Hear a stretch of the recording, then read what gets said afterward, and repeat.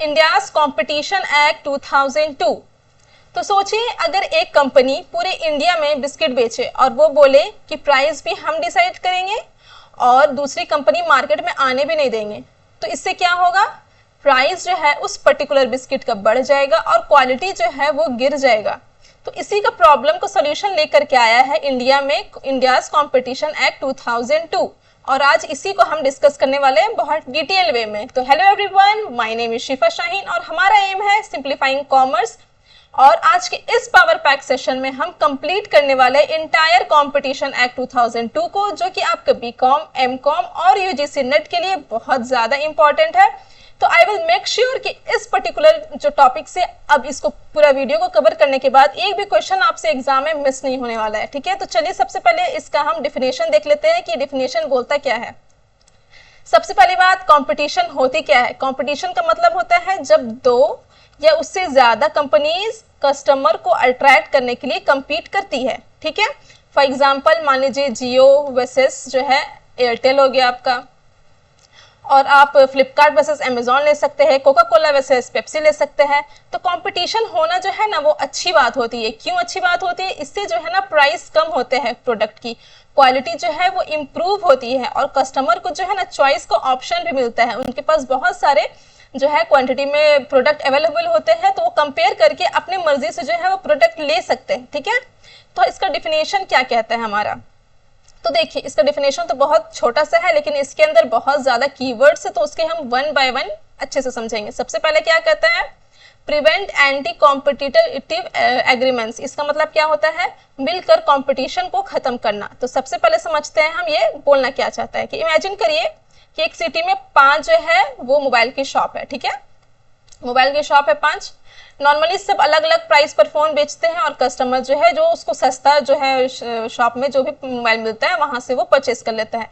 लेकिन एक दिन होता क्या है कि सब शॉप जो है वो मिल करके ये डिसाइड कर लेते हैं कि कोई भी आज के बाद जो है ना आईफोन को 70,000 से नीचे तो बेचेगा ही नहीं बेचेगा। ठीक है, तो ये क्या हो गया, ये सब मिल करके तो बहुत ज्यादा जो है राजनीति कर रहा है कि इससे नीचे तो जो है नहीं बेचना चाहिए आपका जो है प्रोडक्ट है। अब कस्टमर चाहे किसी भी शॉप में जाए, हर जगह उसको सेम प्राइस मिलेगा। ये कंपटीशन नहीं, इसे हम कार्टेल कहते हैं। कार्टेल क्या होता है, जब ढेर सारी कंपनीज मिल करके आपस में जो है प्राइस को डिसाइड कर लेते हैं, इसे हम कार्टेल कहते हैं। और कंपटीशन एक्ट का पहला काम ही है ऐसे सीक्रेट जो एग्रीमेंट है उसको रोकना, उससे प्रिवेंट करना। ठीक है, इसीलिए कंपटीशन एक्ट आया है। तो ये तो उसका हो गया पहला मेन पॉइंट। ठीक है, दूसरा क्या बोलता है, prohibit abuse of dominant position. Dominant position का क्या मतलब हो जाता है, देखिए अब मान लीजिए कि कोई एक कंपनी है, ठीक है, और वो मार्केट में इतनी पावरफुल है हो गई है कि उसका 80 से 90% जो है वो शेयर जो है उसके पास है। ठीक है, तो देखिए यहाँ पे पावरफुल होना जो है ना वो गलत नहीं है, लेकिन अगर उस पावर का वो मिसयूज कर रहा है तो वो गलत है। ठीक है, तो यहाँ पे जो है कॉम्पिटिटिव एक्ट इसी पावर के जो मिसयूज ना करे कोई मार्केट के जो भी है ब्रांड्स, तो इसी को वो प्रोटेक्ट करता है। ठीक है, तीसरा क्या बात करता है हमारा, रेगुलेट कॉम्बिनेशन। तो देखिए कॉम्बिनेशन का मतलब यहाँ पे होता है मर्जर, एक्विजिशन और अमलगमेशन। इसे हम वन बाय वन आगे बहुत ज्यादा डिटेल वे में समझेंगे। ठीक है, अभी फिलहाल के लिए अभी इतना ही समझिए। ठीक है, कॉम्बिनेशन का मतलब ये होता है। तो इस सबको जो है सोच लीजिए इंडिया की 2 सबसे बड़ी टेलीकॉम कंपनीज है, कौन कौन, जैसे यहाँ पे मैंने जियो और एयरटेल का बात किया। ठीक है, वो अपनी मर्जी से रिचार्ज महंगा कर सकते हैं, लेकिन इसीलिए कंपटीशन कमीशन ऑफ इंडिया बनाई गई। तो ये पहले चेक करती है क्या इस मर्जर से कंपटीशन को नुकसान है, क्या ये जो मर्जर एक्विजिशन बन रही है इससे हमारे कंपटीशन, हमारे मार्केट को नुकसान है। अगर हाँ तो सीसीआई उस कॉम्बिनेशन को रोक भी सकती है या कंडीशन के साथ अप्रूव भी कर सकती है। अब ये सीसीआई किस बला के नाम है भाई, तो चलिए इसे हम आगे डिस्कस करेंगे, आपके किसी भी तरह का कोई भी डाउट आपको मन में नहीं रहेगा। ठीक है, चौथा क्या पॉइंट आता है, प्रमोट हेल्दी कॉम्पिटिशन। मतलब कि ये जो है कंज्यूमर के वेलफेयर का बात करता है। कंपटीशन एक्ट का फाइनल गोल क्या है, ये तो कंज्यूमर वेलफेयर का ही बात करते हैं। तो सोचिए अगर मार्केट में हेल्दी कंपटीशन होगी तो कंपनीज अच्छी क्वालिटी देने की कोशिश करेगी, प्राइस को रीजनेबल रखेगी और नए प्रोडक्ट्स जो है वो मार्केट में लॉन्च होते रहेंगे। कंज्यूमर के पास ज़्यादा चॉइसेस रहेगी कि वो कोई भी अपने मनपसंद की प्रोडक्ट जो है वो खरीद सकती है। यह अनफेयर प्रैक्टिस के खिलाफ है और फेयर कंपटीशन को सपोर्ट करता है। कौन? Competition act 2002। ठीक है, तो आई होप इसका जो डिफिनेशन है आपको वन बाय वन अच्छे से समझ में आ गया होगा। अब हम बात करने वाले हैं हम इवैल्यूएशन ऑफ MRTP एक्ट और इसके पूरे जो कंपटीशन एक्ट जो आपका जो है कैसे कैसे पास हुआ, इसके बारे में अब हम डिस्कस करने वाले हैं। तो देखिए, सबसे पहले हमारा 1969 में MRTP एक्ट जो है वो पास हुआ था। ठीक है, तो MRTP का फुल फॉर्म क्या है? ऐसे एग्जाम में आपसे पूछे नहीं जाते, बट फिर भी मैं आपको जनरल नॉलेज के लिए बता दूं। फुल फॉर्म है मोनोपोलीज रिस्ट्रिक्टिव ट्रेड प्रैक्टिसेस। ठीक है, तो MRTP का ये फुल फॉर्म है। तो MRTP कब इनैक्ट हुआ है आपका? 1969 में। ये क्यों इनैक्ट हुआ हम ये सब समझते हैं पहले। देखिए, 1969 में एक क्लोज्ड इकोनॉमी था। उस वक्त जो है वो इकोनॉमी बहुत ही ज़्यादा क्लोज्ड थी। फॉरेन कंपनीज बहुत कम आती थी। गवर्नमेंट को डर रहता था कि कहीं बड़ी कंपनीज आ गई तो मोनोपोली को बना देगी, यानी कि उनको डर था कि मोनोपोली जो है वो बन जाएगी। क्यों? बड़ी कंपनीज अगर मार्केट में आ गई तो इसीलिए MRTP एक्ट बनाया गया था, जिसका मेन फोकस क्या था? लार्ज कंपनीज को ही रोकना, लार्ज कंपनीज को आने ही नहीं देना मार्केट में। यही का मेन जो है फोकस MRTP एक्ट का यही था। ठीक है, अब दोबारा जो है 1995 में जब हमारा LPG रिफॉर्म हुआ, यानी कि लिबरलाइजेशन, प्राइवेटाइजेशन और ग्लोबलाइजेशन बना, इकोनॉमिक रिफॉर्म हमारा हुआ, तो उस टाइम जो है शुरू किया गया किसको?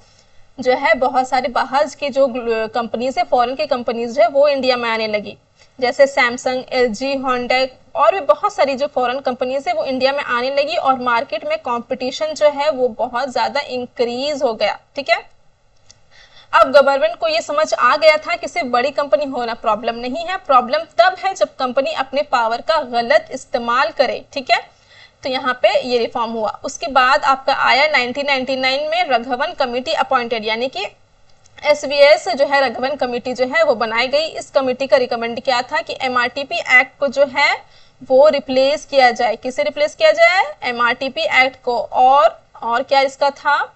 नया कंपटीशन जो है वो एक्ट लाओ। नया कंपटीशन है कि कंपटीशन एक्ट का उस टाइम बात हो रहा था। और कंपनी की जो साइज नहीं, बिहेवियर को जज करो। तो यहाँ पे अगर आपसे एग्जाम में पूछा जाए कि कौन से कमेटी के द्वारा कंपटीशन एक्ट बनाया गया है, तो रघवन कमेटी के द्वारा आपका जो है वो कंपटीशन एक्ट बनाया गया है। उसके बाद फिर 2002 में एट लास्ट जो है कंपटीशन एक्ट जो है वो पास हुई 2002। और उसके बाद आपका 2003 में CCI इस्टेब्लिश हुई, जो कि लेकिन 2003 में इस्टेब्लिश हो गई थी, लेकिन उसका काम जो है 2009 से लेकर के 2011 के बीच में वो अपना ऑपरेशन जो है वो स्टार्ट की थी। उसके बाद 2023 में जो एक और जो है मेजर डिजिटल अमेंडमेंट्स हुई थी, बढ़ते हुए डेवलपमेंट को देखते हुए, तो इस मेजर अमेंडमेंट को हम आगे डिस्कस करने वाले हैं बहुत डिटेल वे में। अभी के लिए इतना ही समझिए। अब बात करते हैं CCI है क्या। CCI जो है कंपटीशन कमीशन ऑफ इंडिया है।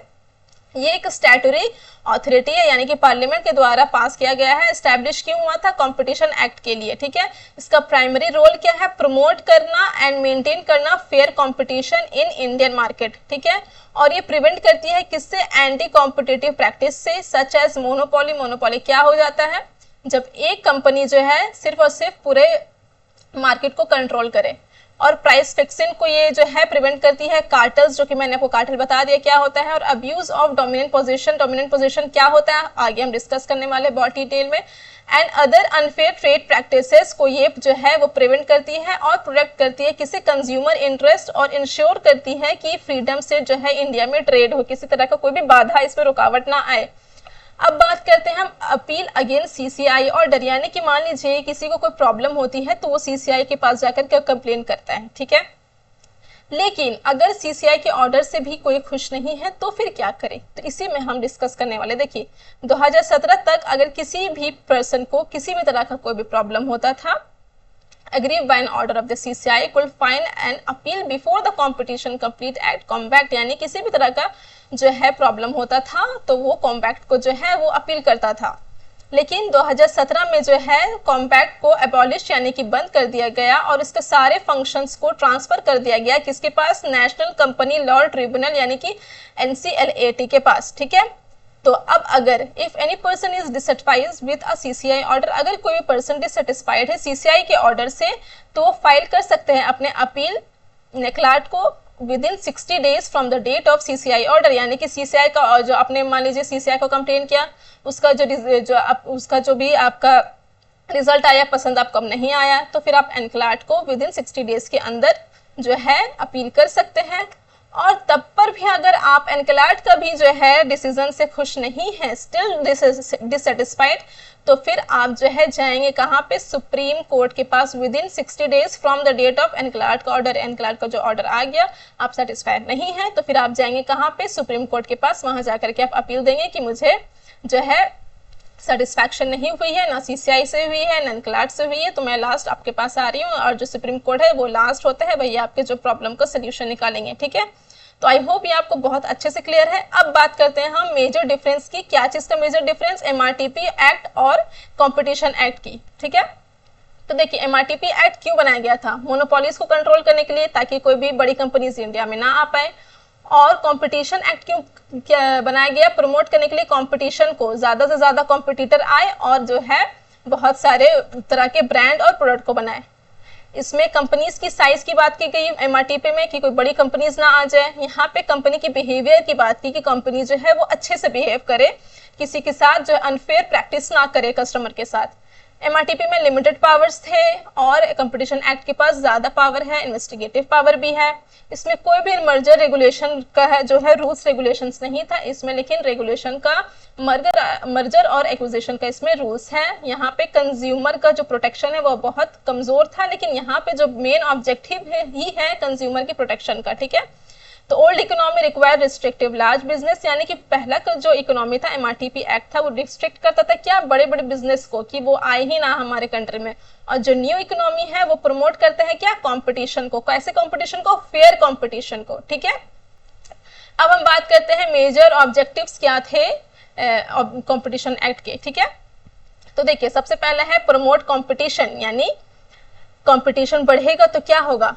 कोई भी प्रोडक्ट की प्राइस जो है वो कम होगी, क्वालिटी जो है वो इम्प्रूव होगी और इनोवेशन आएगा। सबसे ज्यादा तो इनोवेशन का यहाँ पे बात होता है कि इनोवेशन अगर आएगा तो हमारा जो इकोनॉमी है वो डेवलप भी करेगा। ठीक है, फिर दूसरा बात करते हैं हमारा क्या चीज? प्रिवेंट एंटी कॉम्पिटिटिव प्रैक्टिसेस, यानी कि मान लीजिए 5 सीमेंट की कंपनीज है, वो मिलकर डिसाइड कर ले कि हम सब जो है ना वो 500 में ही सीमेंट बेचेंगे, तो यहाँ पे क्या हुआ? यहाँ पे तो कंपटीशन ही खत्म हो गया, यहाँ पे तब कंपटीशन बचा ही नहीं। जब सब ये मान ही चुके हैं सारे जो भी है सप्लायर्स कि हम तो इतने में ही बेचेंगे, तो यहाँ पे तो कंपटीशन खत्म, कंज्यूमर का यहाँ पे नुकसान हो रहा है। तो कंपटीशन एक्ट बोलता है ऐसे सीक्रेट एग्रीमेंट जो है यहाँ पे नहीं चलेगी। ठीक है, तीसरा बात करता है हमारा प्रोटेक्ट कंज्यूमर इंटरेस्ट, यानी कि कंज्यूमर को मिलना चाहिए क्या? बेटर क्वालिटी के सामान और रीजनेबल प्राइस में भी मिलने चाहिए, और उसके पास बहुत सारे चॉइस भी होने चाहिए। किसके पास? आपके कंज्यूमर के पास। ठीक है, उसके पास बहुत सारे जो है वो चॉइस होने चाहिए। तीसरा क्या बात करता है? रेगुलेट कॉम्बिनेशन, यानी कि इसमें बहुत सारे कॉम्बिनेशंस का बात किया गया है। मर्जर एक्विजिशन और अमाल्गमेशन का सीसीआई चेक करता है कि इस मर्जर से कंपटीशन खत्म तो नहीं हो रही है। फिर और बात करता है प्रिवेंट अब्यूज ऑफ डोमिनेंस, यानी कि पावरफुल जो कंपनीज होती है वो अपना पावर का मिसयूज ना करे मार्केट में आकर के, तो इसी का यहाँ पे प्रिवेंट करता है। और करता है इंश्योर फ्रीडम ऑफ ट्रेड, यानी कि किसी भी तरह का जो है बाधा ना आए उन लोग के ट्रेड में। हर कंपनी को मार्केट में एंट्री का इक्वल चांस मिलना चाहिए। कोई कंपनी दूसरे को अनफेयर तरीके से बिजनेस करने से नहीं रोक सकती है। ठीक है, अब बात करते हैं हम इसके कुछ स्कोप के। हु डज अप्लाई इट, यानी कि कौन कौन इसे अप्लाई कर सकता है। ठीक है, तो सबसे पहली बात, कंपटीशन सिर्फ और सिर्फ प्राइवेट कंपनीज के लिए नहीं है, बल्कि जो भी इंडिया में बिजनेस करके कंपटीशन को अफेक्ट करेगा उस पर ये एक्ट जो है वो अप्लाई हो जाता है। कौन सा एक्ट? Competition act. तो सबसे पहली बात, इंडिविजुअल, यानी कि एक इंडिविजुअल बिजनेस भी कंपटीशन एक्ट के अंदर आ सकता है। पार्टनरशिप फर्म, आपका कंपनीज आ गया इसमें। कंपनीज कौन कौन? कोई भी प्राइवेट पब्लिक कोई भी कंपनीज जो है वो इसमें आएगी। गवर्नमेंट कंपनीज इसमें आएगी, पब्लिक सेक्टर कंपनीज भी इसमें आएगी। फॉर एग्जाम्पल ओएनजीसी ये हो गई और भेल हो गई, HEL जो है वो। फिर आता है आपका फॉरेन इंटरप्राइजेस अफेक्टिंग इंडिया, यानी कि अगर कोई कंपनी अगर कोई जो फॉरेन कंपनी इंडिया के मार्केट को अफेक्ट करती है तो उस पर भी जो है वो कंपटीशन एक्ट जो है वो अप्लाई होगा। अब बात करते हैं मीट द सीसीआई, यानी कि सीसीआई का इसमें फीचर्स की बात की गई है। सबसे पहले फीचर्स तो यही है कि ये स्टैट्यूटरी बॉडी है, यानी कि ये पार्लियामेंट के द्वारा बनाया गया है। फिर इसका सेकंड फीचर्स है बॉडी कॉर्पोरेट है, यानी कि सीसीआई के अपना लीगल जो है सेपरेट लीगल एंटिटी रखता है। इसका मतलब कि सीसीआई जो है वो मूवेबल प्रॉपर्टी, फॉर एग्जांपल देखिए मैं आपको यहाँ समझाती हूँ, मूवेबल प्रॉपर्टी यानी कि फर्नीचर हो गया आपका, ठीक है, कोई भी व्हीकल्स हो गया, ये सब जो है ओन कर सकती है यहाँ पे, ठीक है। और इमूवेबल प्रॉपर्टी जैसे कि लैंड और बिल्डिंग जो है वो भी ओन करके रख सकती है कौन, सीसीआई, ठीक है। और अपने नाम से वो कॉन्ट्रैक्ट भी कर सकती है और किसी पर स्यू यानी कि केस भी फाइल कर सकती है और खुद भी मतलब उस पर भी कोई जो है केस फाइल कर सकता है, ठीक है। तो इसे ही हम बॉडी कॉर्पोरेट में ये सब आ जाएगा आपका। फिर आता है क्वासी जुडिशियल अथॉरिटी, यानी कि कोर्ट नहीं, ये देखिए सीसीआई कोर्ट नहीं है लेकिन कोर्ट जैसा पावर्स ये रखती है, ठीक है। फिर आता है इंडिपेंडेंट रेगुलेटर, यानी कि गवर्नमेंट के इन्फ्लुएंस से इंडिपेंडेंट होकर के फेयर कंपटीशन जो है ये मेंटेन करती है। परपेचुअल सक्सेशन, यानी कि मेंबर्स बदलते रहते हैं लेकिन सीसीआई जो है हमेशा कंटिन्यू चलते रहती है। और इसके पास एक कॉमन सील है, यानी कि सीसीआई का एक ऑफिशियल स्टैंप होता है जो ऑफिशियल डॉक्यूमेंट को ऑथेंटिकेट करता है। तो आई होप ये आपको बहुत अच्छे से क्लियर है इसके फीचर्स को, कौन कौन अप्लाई कर सकता है इसको और इसके ऑब्जेक्टिव्स को, ठीक है। अब हम बात करते हैं इस बारे में कि क्या क्या एक्सक्लूड है, यानी कि क्या क्या कंपटीशन में आते ही नहीं है, कंपटीशन एक्ट के अंदर जो है क्या क्या आते ही नहीं है। सबसे पहले सॉवरेन फंक्शन ऑफ गवर्नमेंट, जैसे कि गवर्नमेंट का एक्सक्लूसिव काम, जैसे कि आर्मी हो गया आपका, पुलिस हो गई और कोई टैक्स हो गया, करेंसी हो गई, ये सब में जो कंपटीशन एक्ट जो है वो अप्लाई नहीं होता है। फिर आता है आपका रीजनेबल प्रोटेक्शन ऑफ इंटेलेक्चुअल और प्रॉपर्टी राइट्स, यानी कि आईपीआर, जिसमें क्या क्या आ गया आपका, पेटेंट, ट्रेडमार्क जो है, कॉपीराइट, ये सब जो है इसमें आता है। इसमें रीजनेबल तरीके से इसको प्रोटेक्शन जो है अलाउ है, लेकिन ये कंपटीशन एक्ट के अंदर ये सब नहीं आती है। तीसरा आता है एक्सपोर्ट एग्रीमेंट, यानी कि सिर्फ एक्सपोर्ट के लिए किए गए एग्रीमेंट को इसमें एग्जम्पशन मिलती है। और चौथा आता है statutory exemption by central government, यानी कि सेंट्रल गवर्नमेंट नोटिफिकेशन दे करके किसी सेक्टर या एंटरप्राइजेस को कंपटीशन एक्ट से जो है वो एग्जेम्प्ट कर सकता है। तो ये आपके लिए बहुत बहुत बहुत इंपॉर्टेंट है। ये आपका यूजीसी नेट में आपका पीवाईक्यूज भी आ चुका है इससे कि क्या क्या एक्सक्लूड है कंपटीशन एक्ट में, ठीक है। तो देखिए जनरली क्वेश्चंस कहाँ से आते हैं, एक्सक्लूड वाला मैंने आपको बता दिया, इसका ऑब्जेक्टिव से क्वेश्चंस आते हैं। अब मैंने जो भी एनक्लार्ट आपको बताया है इससे आपको क्वेश्चंस आते हैं। और ये जो अब मैंने आपको बताया है कि एमआरटीपी एक्ट को किसने दिया है, दत्त कमेटी, ये भी आपसे जो है एग्जाम में पूछ लिया जाता है कि किसने दिया है एमआरटीपी एक्ट, दत्त कमेटी ने दिया है। कंपटीशन एक्ट किसने दिया है, राघवन कमेटी ने दिया है। इसको बहुत अच्छे से एकदम दिमाग में फिक्स कर लेना है आपको, ठीक है। तो आई होप आपको बहुत अच्छे समझ में आ गया। अब आता है क्विज का time. Which committee is primarily responsible for recommending the Competition Act 2002? तो हमने पढ़ चुका है किसने दिया है, राघवन कमेटी ने दिया है। दूसरा क्या आता है, fill in the blanks. MRTP act किस पे फोकस करता था, मोनोपोलीज पे। और कंपटीशन एक्ट किस पे फोकस करता है, कंपटीशन और बिहेवियर पे। ये तो हमने पढ़ चुका है बहुत अच्छे से, ठीक है। तो आई होप ये आपको बहुत अच्छे से क्लियर है। अब हम बात करने वाले हैं बहुत ज्यादा इंपॉर्टेंट सेक्शन की, जो क्या आता है आपका सेक्शन 3 एंटी कॉम्पिटिटिव एग्रीमेंट। तो क्या होता है ये एंटी कॉम्पिटिटिव एग्रीमेंट, देखिए सबसे पहली बात एईसीसी। ये एईसीसी क्या है भाई, एसीसी का फुल फॉर्म है appreciable adverse effect on competition.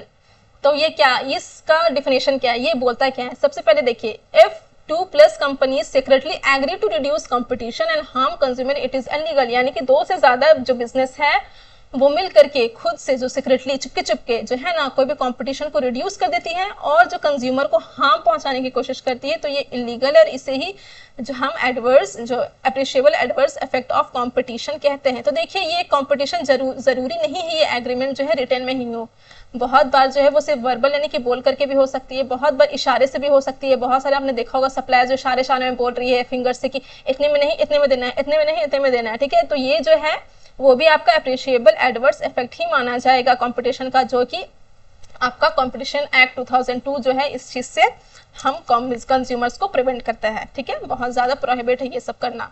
तो देखिए एईसीसी के 2 टाइप्स आते हैं। सबसे पहला क्या है, हॉरिजॉन्टल एग्रीमेंट सेक्शन 3 सबसेक्शन 3 में, सेक्शन 3 सबसेक्शन 3 में आता है।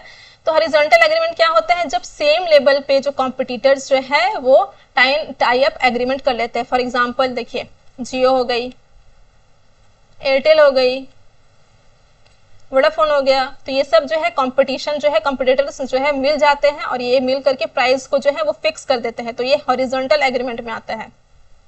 तो हॉरिजॉन्टल एग्रीमेंट मतलब क्या हो गया, सेम लेवल, यानी कि सेम लेवल की कंपनी अपने से मिल करके जो है वो प्राइस को फिक्स कर देते हैं।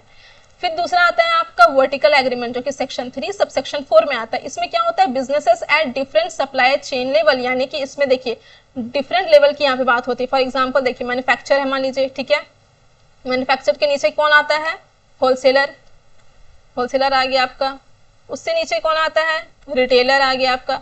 ये सब मिल करके जो है ना प्राइस को फिक्स कर देते हैं, ठीक है, इनके बीच में एग्रीमेंट हो जाती है, तो इसे हम वर्टिकल एग्रीमेंट कहते हैं और इससे जो है कॉम्पिटिशन एक्ट प्रोहिबिट करता है, ठीक है। तो इसके सब टाइप्स को भी देखते हैं जो कि आपसे एग्जाम में पूछ लिए जाते हैं, बहुत बहुत बहुत बहुत इंपॉर्टेंट है ये। तो हॉरिजॉन्टल एग्रीमेंट में क्या क्या आता है आपका, हॉरिजॉन्टल एग्रीमेंट एंड कार्टल्स, इसको कार्टल्स भी कहते हैं, क्यों, क्योंकि सेम लेवल के हैं। तो मैंने कार्टल्स क्या है आपको अच्छे से पहले बता दिया, ठीक है। तो प्राइस फिक्सिंग सबसे पहले इसमें आता है पॉम्प, यानी कि हम शॉर्ट फॉर्म पॉम्प से इसको याद कर सकते हैं। तो पी से क्या होता है, प्राइस फिक्सिंग, यानी कि सेलिंग एट सेम प्राइस, यानी कि सब कंपनीज मिलकर एक ही प्राइस डिसाइड कर लेती है, इसे हम प्राइस फिक्सिंग कहते हैं। दूसरा आता है output restriction, creating artificial scarcity. For example देखिए, मान लीजिए कंपनीज जानबूझकर जो है ना वो प्रोडक्शन जो है वो कम कर देती है, क्यों, क्योंकि उन लोगों को ना प्राइस बढ़ाना रहता है मार्केट में। तो इससे क्या करता है, लोगों को लगता है कि यहाँ पे जो है स्कार्सिटी हो रही है बहुत ज्यादा, तो क्या करते हैं लोग जल्दी जल्दी वो सामान खरीदने लगते हैं, हाई प्राइस में भी खरीदने लगते हैं। बहुत बार आपने देखा है कि प्राइस, वो प्याज का जो दाम बीच में कितना ज्यादा जो इंक्रीज हो गया था, तो वो जो है आर्टिफिशियल स्कार्सिटी जो है सप्लायर्स लोग क्रिएट कर देते हैं मार्केट में। फिर तीसरा क्या आता है, मार्केट एलोकेशन, यानी कि यहाँ पे जो है कंपनीज मार्केट को बांट लेती है। फॉर एग्जांपल सैमसंग कंपनी बोलता है कि मैं तो नॉर्थ इंडिया में बेचूंगा, और आपका एक्सियोमी कंपनी बोलता है मैं साउथ में बेचूंगा। तो अब दोनों एक दूसरे के एरिया में कम्पीट ही नहीं करेंगे, तो कॉम्पिटिशन ही तो यहाँ पे खत्म हो जाएगा। इसी वजह से जो कॉम्पिटिशन एक्ट है इसे भी रोकता है। फिर आता है बिड रीडिंग, यानी कि सीक्रेटली डिसाइडिंग टेंडर विनिंग्स, यानी यहाँ पे क्या होता है आपका कि मान लीजिए चार जो है कंस्ट्रक्शन कंपनी है, ठीक है, चार कंस्ट्रक्शन कंपनी है, ये पहले ही डिसाइड कर लेती है कि इस बार को जो टेंडर है ना वो कंपनी ए को मिलेगा, अगली बार कंपनी बी को मिलेगा, तीसरी बार जो है कंपनी सी को मिलेगा। तो यहाँ पे कंपटीशन सिर्फ दिखावा का होता है, लेकिन कंपटीशन कंपनीज जो है वो आपस में जो है पहले ही डिसाइड कर लेती है कि इस बार क्या होने वाला, अगली बार क्या होने वाला। इसी को हम बिड रिगिंग कहते हैं और इससे भी प्रोहिबिट करता है हमारा कौन, कॉम्पिटिशन एक्ट। तो यहाँ पे क्या होता है, cartels do these things, they reduce choice, raise price and kill innovation, ठीक है। आई होप इसको आपको बहुत अच्छे से क्लियर है। अब हम देखने वाले हैं वर्टिकल एग्रीमेंट के सब टाइप्स को। तो वर्टिकल एग्रीमेंट से क्या सब टाइप्स आता है आपका, पहला है टाई इन एग्रीमेंट, यानी कि मान लीजिए अगर मैं कोई एक सामान ले रही हूँ उसके साथ उस दूसरा सामान भी लेना एकदम कंपलसरी है। फॉर एग्जांपल मैं जो प्रिंटर ले रही हूँ, प्रिंटर के साथ मुझे ये पर्टिकुलर कंपनी का जो है ना वो इंक भी लेना जरूरी है, ठीक है। तो ये क्या हो गया आपका टाई इन एग्रीमेंट, तो इससे भी प्रोहिबिट करता है। अच्छा, मैंने आपको वर्टिकल एग्रीमेंट तो बता दिया किसके किसके बीच में होता है, मैन्युफैक्चर से फिर होलसेलर यानी डिस्ट्रीब्यूटर, उसके बाद रिटेलर और कंज्यूमर जो है, यहाँ तक आपका वर्टिकल एग्रीमेंट इस फ्लो में चलता है, ठीक है। इसे हम different level of supply chain भी कहते हैं। अच्छा, तो दूसरा क्या आता है वर्टिकल एग्रीमेंट में, एक्सक्लूसिव सप्लाई डिस्ट्रीब्यूशन, यानी ये कहता है कि सिर्फ मेरे साथ बिजनेस करोगे, मेरे अलावा किसी और के साथ किए तो तुम्हारा तो खैर नहीं। फॉर एग्जाम्पल मैन्युफैक्चर बोलता है कि तुम सिर्फ मेरा ही प्रोडक्ट बेचोगे या मैं सिर्फ तुम्हें ही सप्लाई करूंगा, तो ये क्या हो गया एक्सक्लूसिव सप्लाई, ठीक है। तो इससे भी प्रोहिबिट करता है। फिर आता है रिफ्यूजल टू डील, यानी कि कटिंग ऑफ सर्टेन डीलर्स, यानी कि मैं तुम्हारे साथ बिजनेस ही नहीं करूंगा। यानी कि मैन्युफैक्चर बोलता है कि रिटेलर को अगर तुमने मेरा रूल्स को फॉलो नहीं किया तो मैं तुम्हारा जो है तुम्हारे साथ बिजनेस ही नहीं करूंगा। तो ये क्या हो गया, ये भी प्रोहिबिट है। फिर चौथा क्या आता है आपका resale price maintenance, manufacturer fixes minimum retail price, retailer can not offer discount, यानी कि जो मैन्युफैक्चरर जो है डिसाइड करेगा रिटेलर कितने में बेचेगा। यहाँ पे रिटेलर का कोई भी हाथ नहीं होता। यहाँ पे मैन्युफैक्चर, मान लीजिए मैन्युफैक्चरर जो है वो शूज दे रहा है रिटेलर को बेचने के लिए 5000 में, अब रिटेलर तो उसको डिस्काउंट नहीं दे सकता है, मैन्युफैक्चर पहले ही उसको मना कर दिया, इससे नीचे तो तुम बेचने का सोचना ही मत, ठीक है। तो इसे ही हम कहते हैं रीसेल प्राइस मेंटेनेंस। तो आई होप इसको बहुत अच्छे से आपको क्लियर है। अब बात करते हैं हम डोमिनेंट अब्यूज की, डोमिनेंट पावर की अब्यूज की। तो यहाँ पे क्या होता है, अब्यूज ऑफ डोमिनेंट पोजीशन। तो अब देखिए, क्या बड़ा कंपनी होना इलीगल है, आप ही बताइए। नहीं, आप बोलेगा नहीं मैम इलीगल तो नहीं है, लेकिन इलीगल कब हो जाता है, जब वो बड़ा कंपनी ना अपना पावर का गलत मिसयूज करता है, ठीक है, तो वहीं पे आपको जो है वो इलीगल हो जाता है। तो देखिए यहाँ पे जो डायग्राम बनाया गया है ये फिश का, ये बड़ी और मोटी मछली होना इलीगल नहीं है, नॉट इलीगल, लेकिन अगर आप बड़ी मछली हो करके छोटी मछली बेचारी को खा जा रहे हैं तो वो इलीगल है, ठीक है। Abusing that dominance is illegal. तो डोमिनेंस क्या हो गया, operating independently of competitive prices, यानी कि कंपनी इतनी ज्यादा पावरफुल हो कि मार्केट में अपनी मर्जी से काम करे, ठीक है, लेकिन सिर्फ पावर होना क्राइम नहीं है, उस पावर को मिसयूज आप कर रहे हैं तो ये फिर जो है वो क्राइम की बात है।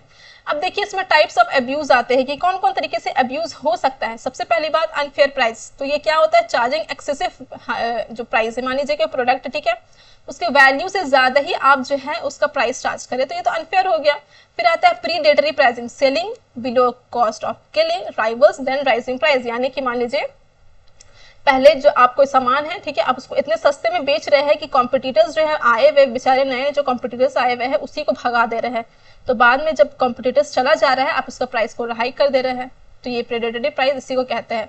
फिर आता है लिमिटिंग प्रोडक्शन, यानी कि जानबूझकर कम प्रोडक्शन करना ताकि शॉर्टेज हो और प्राइस जो है वो बढ़ जाए, स्कैरसिटी दिखाना, आर्टिफिशियल क्रिएटिंग स्कैरसिटी। फिर आता है डिनाइल ऑफ मार्केट एक्सेस, यानी कि ब्लॉकिंग कॉम्पिटिटर्स, यानी कि कॉम्पिटिटर्स को जो है ना मार्केट में घुसने ही नहीं देना, एकदम उसको मनाही कर दे कि तुम आओगे ही मत, यानी कि एंट्री ही यहाँ पे बैन कर देना।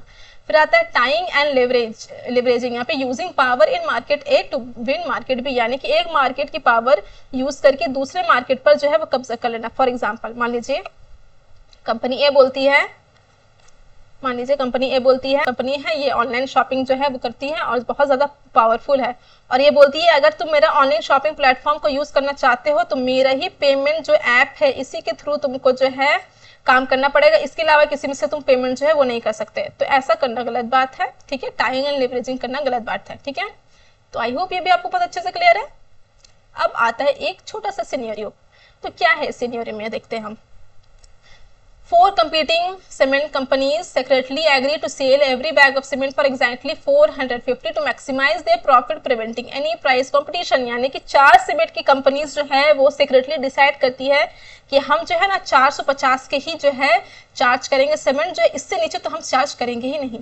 तो ये क्या है, under this competition act what is the practice called, तो हम क्या इस प्रैक्टिस को कहते हैं, तो हम इस प्रैक्टिस को कहते हैं प्राइस फिक्सिंग, जो हमने हॉरिजॉन्टल एग्रीमेंट में पढ़ चुका है, जो कि पी फॉर्म का जो वो पी है जो हमने यहाँ पे पढ़ा है, कहाँ गया हाँ यहाँ प्राइस फिक्सिंग जो हमने हॉरिजॉन्टल में पढ़ा है कि हम प्राइस को फिक्स कर देते हैं एक same level, selling at same price में हम डिफरेंट कंपनीज मिल करके प्राइस सेट कर देती है, तो इससे ही प्राइस फिक्सिंग कहते हैं। तो देखिए इसको अच्छे से आपको याद करके चलना, ठीक है, बहुत इंपॉर्टेंट है कि हॉरिजॉन्टल एग्रीमेंट में कौन कौन से आते हैं और वर्टिकल एग्रीमेंट में कौन कौन से सब टाइप्स आते हैं, ठीक है। आपसे मल्टीपल टाइम्स जो है पीवाईक्यूज में पूछे गए हैं और फर्दर आपसे पूछे जा सकते हैं।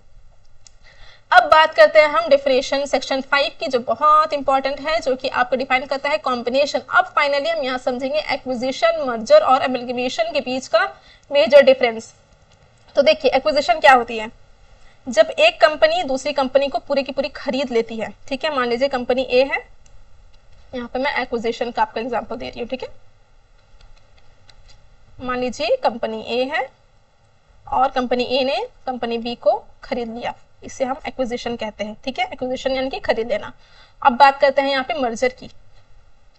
मर्जर क्या होते हैं, यहाँ पे दो कंपनीज जो है ना वो मिल करके एक बन जाती है, मान लीजिए एक कंपनी ए और एक कंपनी है बी, दोनों मिलकर के बन गई ए बी।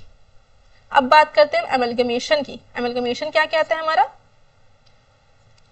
एमलगमेशन, तो यहाँ पे क्या होता है, दो पुरानी कंपनीज जो है वो खत्म हो जाती है और एक बिल्कुल नई कंपनी बन जाती है। मान लीजिए वो कंपनी ए और एक कंपनी बी, ये दोनों खत्म हो गई, ठीक है, और एक न्यू कंपनी बन गई सी, तो इसे हम एमलगमेशन कहते हैं, ठीक है। तो आई होप तीनों का मेजर डिफरेंस आपको अच्छे से समझ में आ गया है क्या होता है, और इसी का तीनों को हम ऐड करते हैं तो हमारा कॉम्बिनेशन बनता है।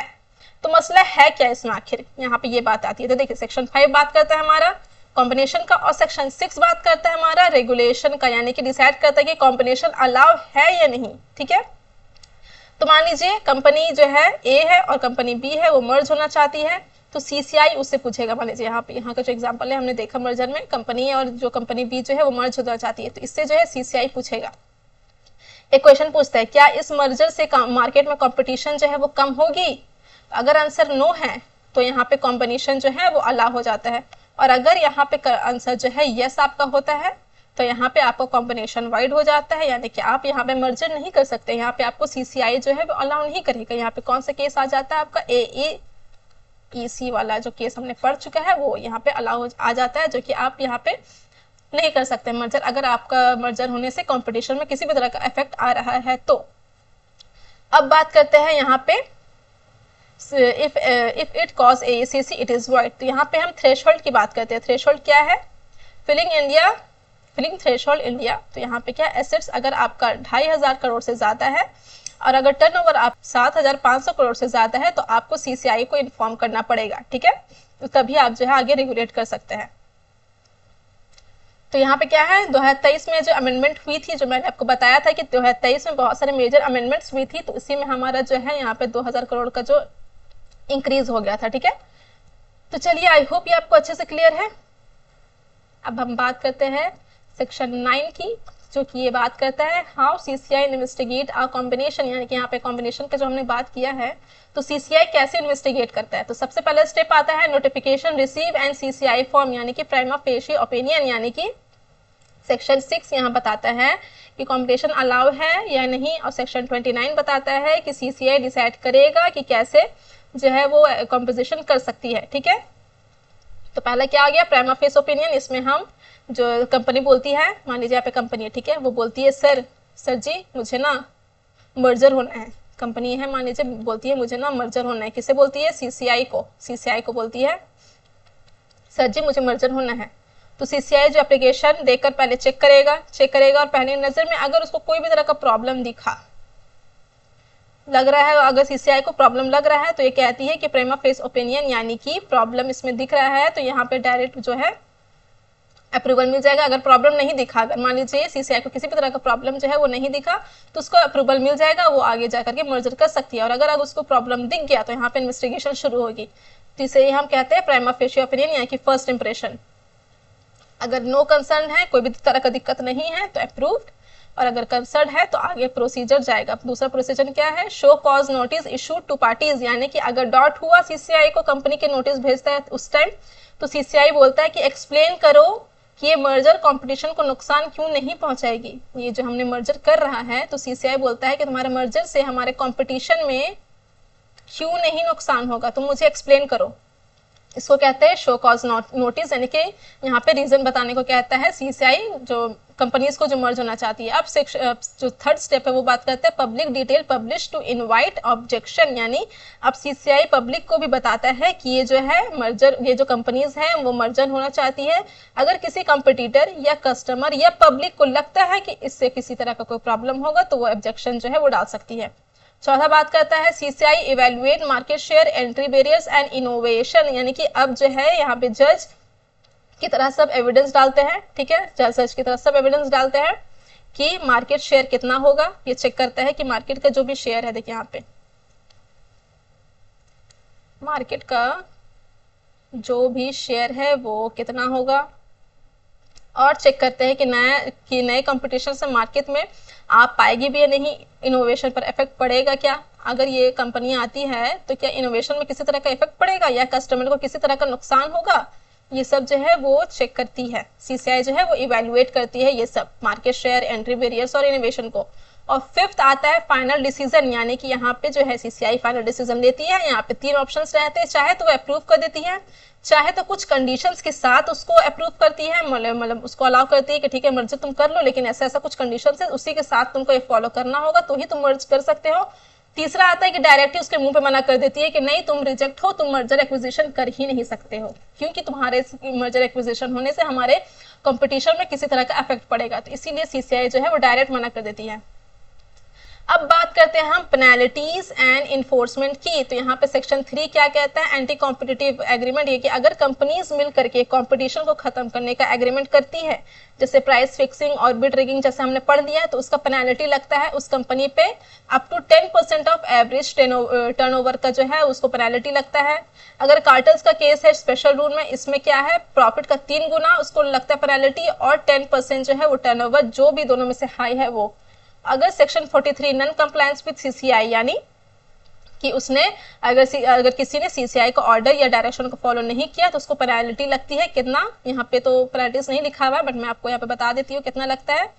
1 लाख जो है पर डे लगता है, और मैक्सिमम जो है ये 1 करोड़ तक जा सकता है। ठीक है, फिर आता है सेक्शन 43 जो बात करता है फेलियर टू नोटिफाई कॉम्बिनेशन। इसमें क्या है, 1% of total turnover of assets का जो है पेनल्टी लगता है। यानी कि सेक्शन 43 में क्या है, फेलियर टू नोटिफाई, यानी कि मर्जर एक्विजिशन की इन्फॉर्मेशन सीसीआई को नहीं दी। मान लीजिए कोई कंपनीज है, वो मर्जर एक्विजिशन हो गया उसका, ठीक है, और वो सीसीआई को इन्फॉर्म ही नहीं किया, तो यहाँ पे उसको ये जो है पेनल्टी लगेगी। सेक्शन 44 हमारा क्या कहता है, फॉल्स इन्फॉर्मेशन, यानी कि अगर सीसीआई को किसी तरह का गलत इन्फॉर्मेशन दी या फिर इंपॉर्टेंट फैक्ट्स को जो छुपाया तो पेनल्टी लगता है। इसमें मिनिमम जो है आपका लगता है, इसमें मैं बता देती हूँ, मिनिमम लगता है 50 लाख, मैक्सिमम आपका 5 करोड़ तक जा सकता है। ठीक है, तो आई होप ये आपको बहुत अच्छे से क्लियर है कि कितना कितना लगता है इसके पेनल्टीज। ठीक है, अब हम बात करने वाले हैं 2023 में जो जो अमेंडमेंट्स हुई थी यहाँ पे। ठीक है, तो देखिए सबसे पहला अमेंडमेंट्स क्या हुआ था यहाँ पे, तो सबसे पहला जो है डील वैल्यू थ्रेशोल्ड हुआ था यहाँ पे, जो कि 2000 करोड़ तक यहाँ पे इंक्रीज किया था। मान लीजिए अब सिर्फ एसेट्स या टर्नओवर नहीं, यहाँ पे डील वैल्यू भी देखी जाएगी। यहाँ पे जो 2023 का अमेंडमेंट में ये आया था। अच्छा एक बात बताइए, 2023 अमेंडमेंट क्यों आया था, क्योंकि यहाँ पे डिजिटल मार्केट आ गया था, बहुत ज्यादा जो मार्केट है वो मॉडर्नाइज हो गए थे, इसी वजह से यहाँ पे अमेंडमेंट्स आई थी, डील हुई थी यहाँ पे।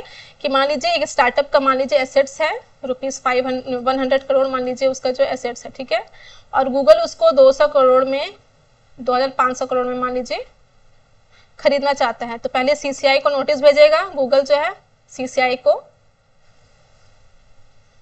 को नोटिस भेजेगा कि मुझे जो है खरीदना है इतने का, तो जो कोई भी जो वैल्यू है वो 2000 करोड़ से ज्यादा होगी, तो वहां पे आपको सीसीआई को नोटिस देना पड़ेगा, नोटिफाई करना पड़ेगा कि मैं स्टार्टअप को खरीद रहा हूँ।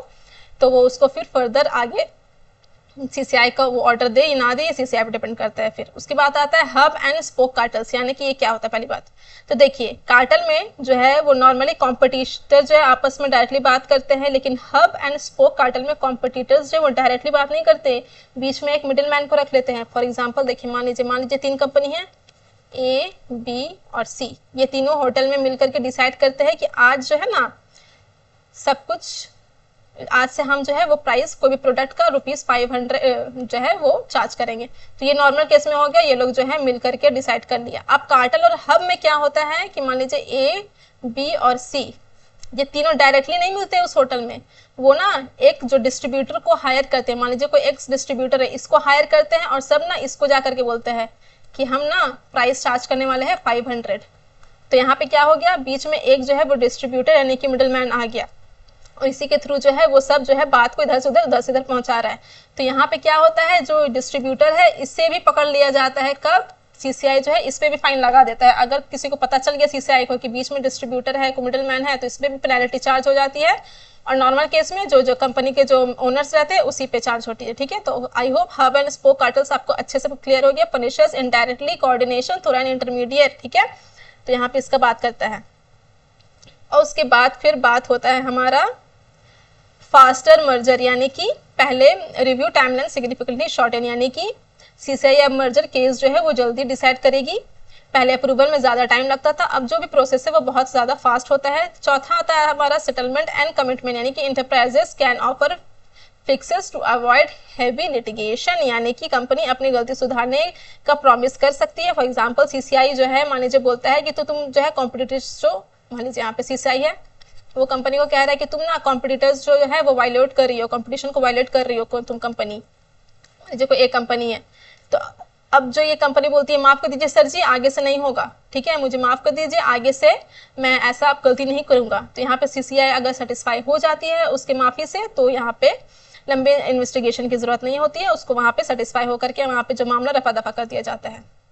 मतलब यहाँ देखा जाए तो थोड़ा शॉर्ट कर दिया गया है, ज्यादा बर्डन नहीं डाला गया है। फिर आता है हमारा ग्लोबल टर्नओवर। ग्लोबल टर्नओवर क्या होता है, तो देखिए अब पेनल्टी सिर्फ और सिर्फ इंडिया की सेल्स पर नहीं लगती है, पूरी दुनिया की सेल्स यानी कि ग्लोबल टर्नओवर पे जो है उसको मद्देनजर रखते हुए आपका पेनल्टी रखी जाती है। तो ठीक है, for example penalties can not be linked to global turnover, not just relevant Indian turnover. For example मान लीजिए इंडिया की सेल्स है 100 करोड़ और उसका जो ग्लोबल सेल्स है वो हो गया उसका 10,000 करोड़।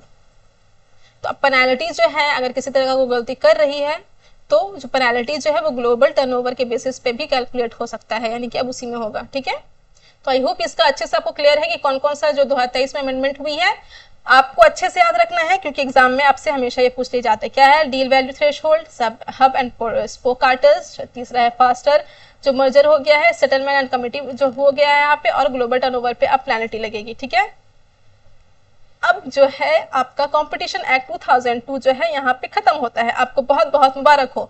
तो हमने क्या क्या पढ़ा है एकदम क्विक से समरी इसमें हम देख लेते हैं। सबसे पहले हमने सेक्शन 3 पढ़ा है जिसमें एग्रीमेंट आता है। सेक्शन 3 में क्या आता है, हॉरिजॉन्टल। हॉरिजॉन्टल में हमने क्या पढ़ा था, जब सेम लेवल पे जब जो है एग्रीमेंट होती है, जो एग्रीमेंट होती है उसे हम हॉरिजॉन्टल कहते हैं। और वर्टिकल हमने क्या कहा था, जो सप्लाई चेन के द्वारा जो होती है, मैन्युफैक्चरर, होलसेलर, रिटेलर, उसमें जो होती है। फिर हमने पढ़ा AIEC का यानी कि एडवर्स इफेक्ट जो है वो हमने पढ़ा यहाँ पे, कंपटीशन को जो नुकसान पहुंचाता है। फिर हमने सेक्शन 4 में क्या पढ़ा, डोमिनेंस यानी कि अब्यूज ऑफ डोमिनेंस के बारे में पढ़ा कि बड़ी कंपनी होना ओके है लेकिन जो यहाँ पे उसका मिसयूज करना वो गलत है। इसमें हमने सब टाइप्स क्या इसका पढ़ा, predatory pricing, tying and denial of access की जो है इलीगल है। फिर हमने क्या पढ़ा, सेक्शन 5 और 6 एंड 29 जो है हमने कॉम्बिनेशन वाला पढ़ा कि यहाँ पे क्या था, मर्जर अगर कर रहे हैं 2500 करोड़ से ज्यादा एसेट्स या फिर 2000 करोड़ से ज्यादा डील वैल्यू है तो यहाँ पे CCI को इन्फॉर्म करना होगा आपका। ठीक है, और कॉम्बिनेशन में ही हमने पढ़ा इन्वेस्टिगेशन या सेक्शन 29 के प्रोसेस से आपका जो है वो इन्वेस्टिगेशन होगा। यहाँ पे हमने क्या क्या पढ़ा है, प्रेमा फेस जो है हमने इसका जो इन्वेस्टिगेशन का प्रोसेस पढ़ा, प्रेमा फेस पढ़ा। उसके बाद प्रेमा फेस के बाद शो कोज नोटिस हमने भेजना पड़ता है। फिर पब्लिक ऑब्लिगेशंस चेक करते हैं किसी को कोई दिक्कत है क्या। फिर हम एवेल्युएशन करते हैं। फिर हम अप्रूव, मॉडिफाई या फिर रिजेक्ट करते हैं जैसा CCI को समझ में आए वैसा ही। ठीक है, फिर आता है पेनल्टीज एंड अपडेटेड, यानी कि यहाँ पे हम पेनल्टीज क्या क्या लगाते हैं। अगर कार्टेल हो रहा है तो प्रॉफिट का 3 गुना या फिर 10% टोटल टर्नओवर जो भी है। सेक्शन 43 ये क्या करता है, 1% जो है आपका लगता है यहाँ पे चार्ज होता है, 1% ऑफ टोटल टर्नओवर की यहाँ पे बात होती है। 43 क्या बात करता है, हाइड, अगर कोई भी इंफॉर्मेशन हाइड कर रहा है, छुपा रहा है तो वहाँ पे हम 1% ऑफ टोटल टर्नओवर पे चार्ज करते हैं। और 2023 में हब एंड स्पोक का जो है कंसेप्ट आया है। तो आई होप आपको ये कंपटीशन एक्ट बहुत अच्छे से समझ में आ गया होगा। मैंने आपको हर एक पॉइंट बहुत डिटेल वे में समझाने की कोशिश की है। फर्दर किसी भी तरह के आपको डाउट है आप मुझे कमेंट सेक्शन में पूछ सकते हैं। और भी किसी तरह का क्वेरी है तो आप मुझे मेरे इंस्टाग्राम ID जो मैं डिस्क्रिप्शन में डाल दूंगी उसमें मैसेज करके पूछ सकते हैं। वीडियो कैसा लगा कमेंट में जरूर बताइएगा, अपने दोस्तों के साथ शेयर करिएगा और इस चैनल को सब्सक्राइब कर दीजिएगा। इसी तरह के अपकमिंग वीडियोस के लिए मिलते हैं हम नेक्स्ट टॉपिक में इसी तरह। और हमारा सिर्फ एक और टॉपिक बचेगा जो कि आपका लीगल एस्पेक्ट्स ऑफ बिजनेस पूरी तरीके से खत्म हो जाएगा। मैंने हर एक टॉपिक को कवर कर दिया आपका। अगर आप देखना चाहते हैं तो मैंने प्लेलिस्ट बना रखा है, उसको आप देख सकते हैं। और एक और बस टॉपिक आएगा और उसमें आपका फिर लीगल एस्पेक्ट्स ऑफ बिजनेस खत्म हो जाएगा, फिर हम दूसरा यूनिट की तरफ चलेंगे। ठीक है, तो thank you and have a good day. मिलते हैं नेक्स्ट टाइम।